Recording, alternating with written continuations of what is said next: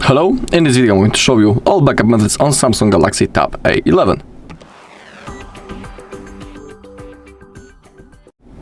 Alright, let's open up the settings. Now, all we need to do is to find in here accounts and backup.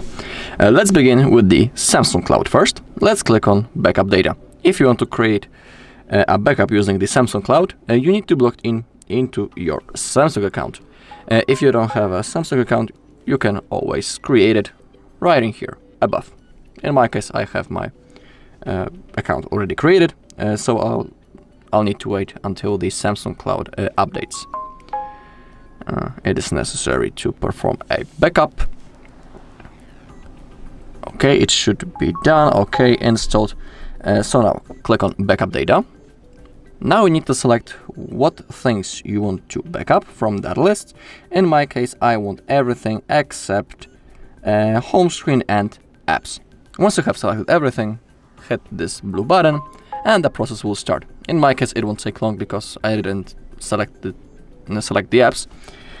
So now click on done, and that's all. Really easy. Our backup has been created and now it's stored in our Samsung Cloud. Now let's go with the Google Drive. Click on backup data. And now under account storage, we have our Google account that we are currently logged into. And on that account, our backup will be saved and stored. So if you want to restore that backup, for example, in the future, you'll need to be logged into the same Google account that you can see right in here right now. Also, make sure that backup by Google One is enabled. Down below, you can see the backup details. In here, we have a list of things that will be backupped. Okay, make sure that you also have some free account storage space. And now, to create a backup, hit this button, backup now. Now the process will start. And now under backup word, a thin bar should appear. Okay, here it is. And you can see that it's starting slowly to fulfill. Basically, when it disappears, it means that our backup has been successfully created. So I'll see you once it's done.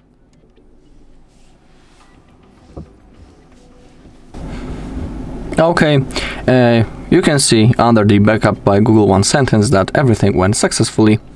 We have our confirmation. Now let's get back. And now let's use the external storage transfer. Simply tap on that, click on more and click on continue. Click on allow. And now we need to use an SD card or a USB storage device. I'm going to use the USB. I need to plug it in to create a backup. Okay, and now it should have been detected. All right. Okay, click on backup to USB storage in my case. Now it's going to scan for the data. Okay, and now select what you want to backup. You can select everything, just calls, contacts and messages, or you can click on custom and manually select the things that you want or don't want to backup. In my case, I will select just calls, then click on next, click on OK. And now the process has started, so we need to wait until it's done. It won't take long in my case because I have only selected the calls.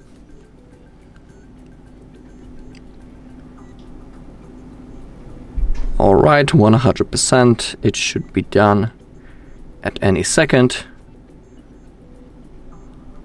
Alright, click on next, click on done, and now everything has been successfully created. We can unplug the USB.